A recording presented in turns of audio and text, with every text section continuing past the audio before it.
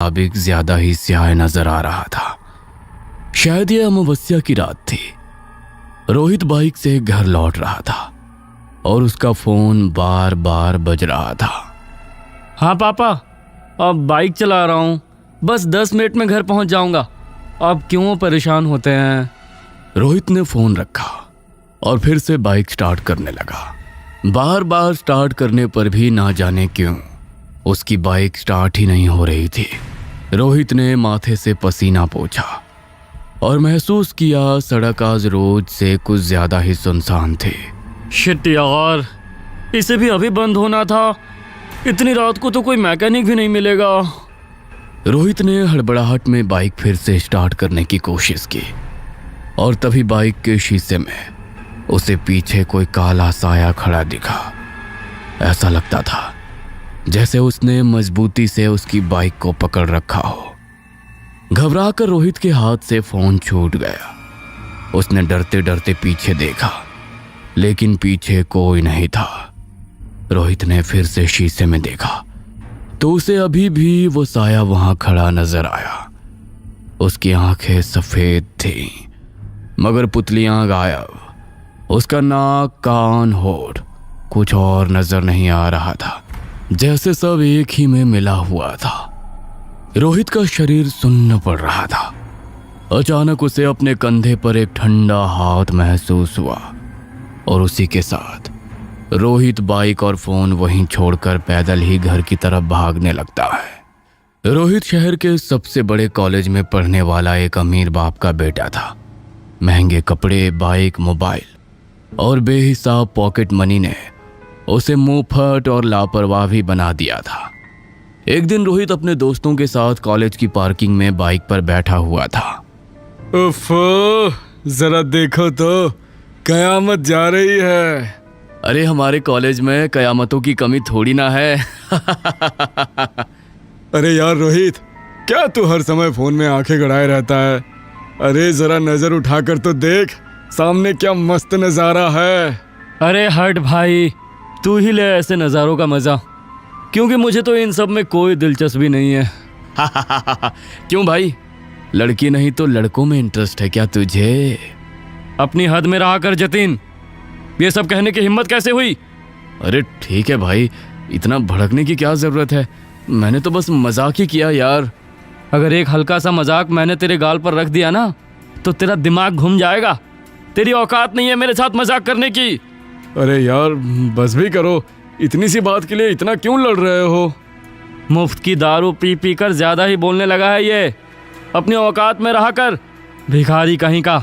याद है ना, कॉलेज स्टार्ट हुआ था तो चाय पीने के भी इसकी जेब में पैसे नहीं होते थे। आज मेरी बिल्ली मुझी को म्याऊं कर रही है। इतना बोलकर रोहित गुस्से में बाइक स्टार्ट करके वहां से चला गया। लेकिन आसपास खड़े कई लोगों ने रोहित की ये बात सुन ली थी। उस छोटी सी बहस ने जतिन के दिल में गहरी आग लगा दी थी। ऊपर से रोहित की कही गई बात उसके कानों में बार बार गूंज रही थी। अरे छोड़ ना भाई, ये सब तो दोस्तों में चलता ही रहता है।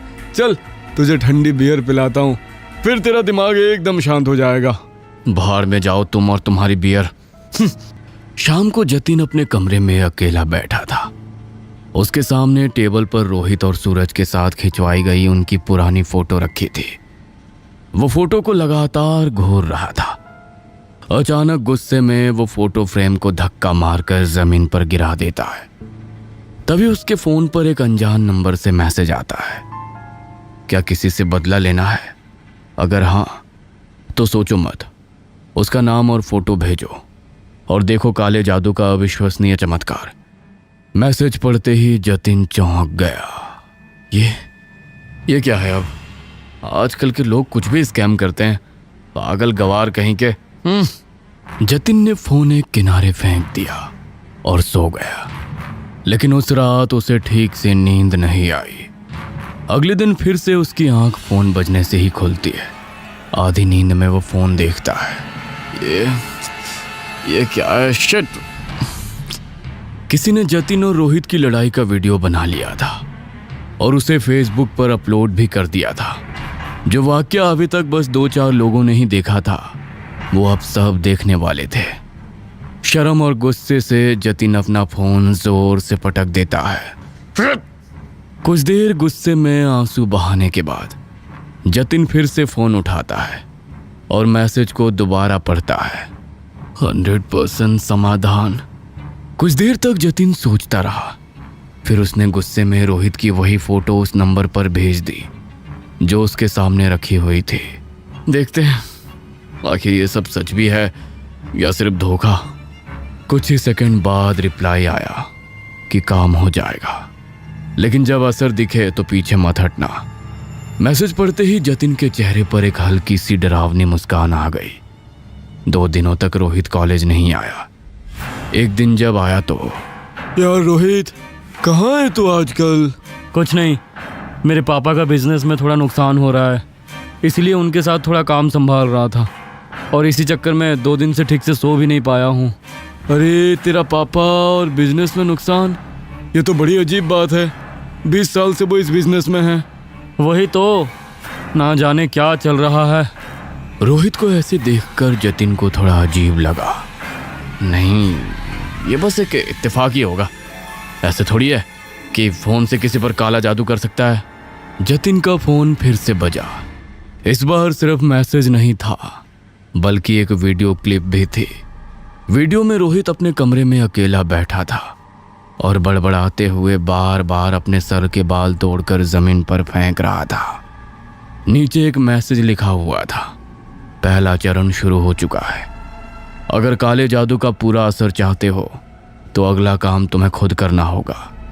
यह मैसेज पढ़कर जतिन का दिल जोरों से धड़कने लगा। ये वीडियो किसने बनाया? ये तो रोहित का कमरा है। क्या इसका मतलब है कि कोई सच में ये सब कर रहा है?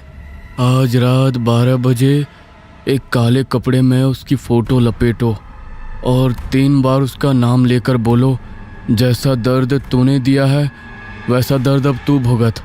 और फोटो के ऊपर एक नारियल और एक दीपक जलाकर उसे चौराहे पर रख कर आओ, और अगर इसके बाद पीछे हटे तो अंजाम बुरा होगा। जतिन अभी भी मैसेज को घूर रहा था। उसके हाथ कांप रहे थे, लेकिन उसका गुस्सा आज डर से बढ़ा था। उसने मैसेज में लिखा सब कुछ कर डाला और फिर धीरे से बोला, जैसा दर्द तूने दिया वैसा दर्द अब तू भुगत। जैसे ही जतिन ने ये बात कही, दीपक बुझ गया। जतिन के चेहरे पर एक अजीब सी मुस्कान फैल गई। उस रात के बाद से रोहित ठीक से सो नहीं पा रहा था।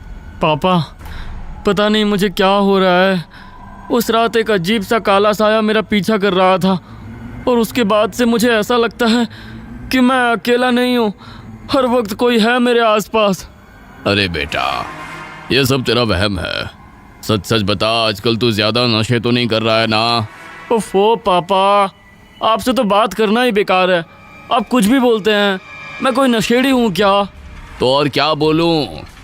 एक तरफ यहाँ बिजनेस डूबता जा रहा है और दूसरी तरफ तू ऐसी बेफिजूल की बातें लेकर बैठा है। हद होती है ना समझी की। किशोर रोहित की बात को टाल देता है, लेकिन ये वहम नहीं था। हर रात उसे लगता कोई उसके बिस्तर के नीचे बैठा है, लेकिन नीचे झांकने पर कोई नजर नहीं आता था।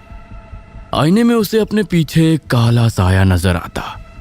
बाइक चलाता तो महसूस होता कि कोई उसके पीछे बैठा हुआ है। हर पल 2 आंखें खुद का पीछा करती महसूस होती। और एक रात जब वो सोया हुआ था कि तभी कोई डरावनी आवाज में उसका नाम पुकारता है, रोहित। कौन है? पापा, क्या आप हैं? रोहित देखता है कि अंधेरे में दरवाजे पर कोई खड़ा है। क्या है बिरजू, ऐसे खड़े क्यों हो? छोटे साहब, बड़े साहब आपको छत पर बुला रहे हैं। क्या?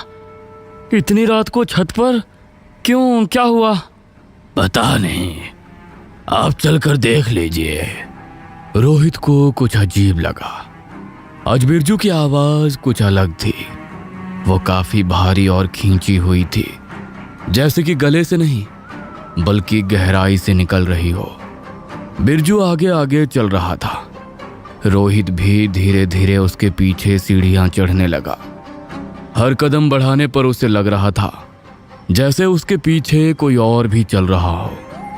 छत का दरवाजा आधा खुला हुआ था और आज हवा रोज से ज्यादा ही तेज चल रही थी। बादल चांद को ढक रहे थे, इसलिए अंधेरा घना था। छत पर पहुंचते ही रोहित ने चारों तरफ देखा, लेकिन किशोर कहीं नजर नहीं आया। सामने बस एक मोमबत्ती जल रही थी।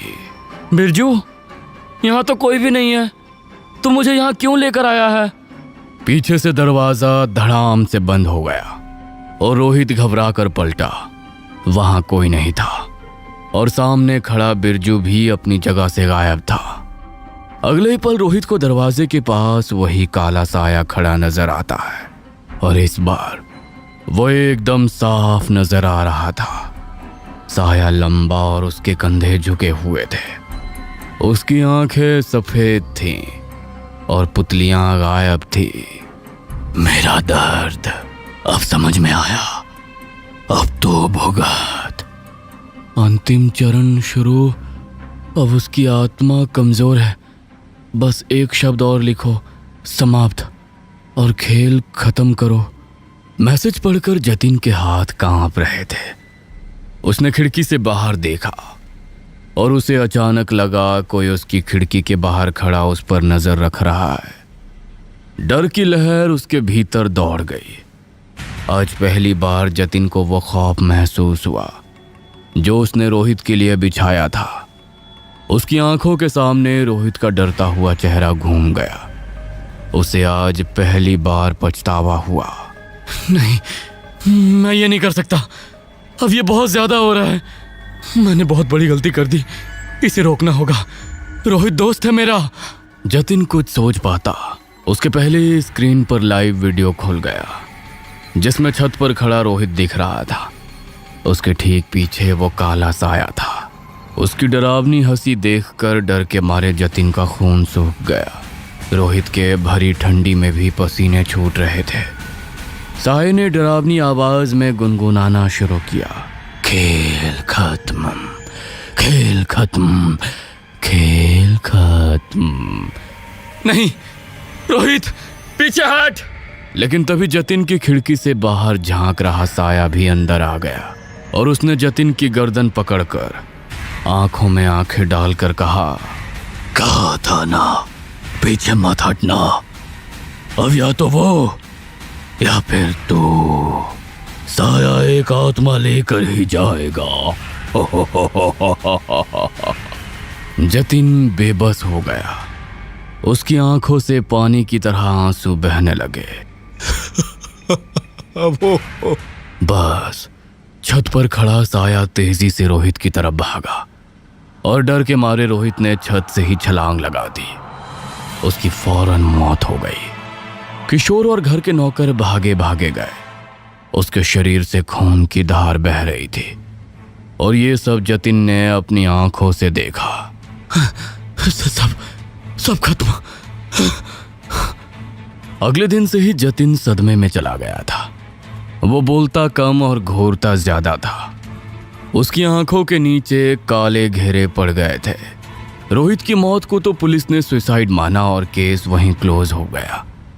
किशोर अंदर से बुरी तरह टूट चुके थे और उन्होंने बयान में बस इतना कहा, मेरा बेटा ऐसा नहीं था, वो डर रहा था, किसी चीज से डर रहा था, लेकिन मैं उसकी मदद नहीं कर पाया। कमरे में भयानक अंधेरा था। जतिन बिस्तर पर बैठा हुआ था और उसका फोन बंद था। सामने रखी मोमबत्ती बुझी हुई थी और अचानक जतिन का फोन अपने आप ऑन हो गया। स्क्रीन पर वही नंबर था। जतिन की आंखें बड़ी हो गईं। सौदा पूरा हुआ। जतिन के हाथ सुन्न पड़ गए। फिर दूसरा मैसेज आया, अब अगला नाम भेजो। ये देखकर जतिन का गला सूख गया। नहीं नहीं, मैंने तो सिर्फ बस एक बार किया था, अब दोबारा नहीं। तभी कमरे की लाइट झपकने लगी और पीछे से वही आवाज आई, या तो वो या फिर तो। जतिन की जैसे सांसें ही अटक गई। हिम्मत जुटाकर उसने किसी तरह धीरे धीरे पीछे मुड़कर देखा, लेकिन इस बार वहां पर काला साया नहीं था। वहां खड़ा था रोहित। उसका चेहरा नीला पड़ा हुआ था, आंखें सफेद, गर्दन टेढ़ी। इस बार तू चल, खेल खत्म करते हैं। अचानक कमरे में अंधेरा हो जाता है और जतिन की चीख सुनाई देती है। कुछ देर बाद जतिन खून से लथपथ जमीन पर पड़ा था और ये खूनी खेल खत्म हो गया था।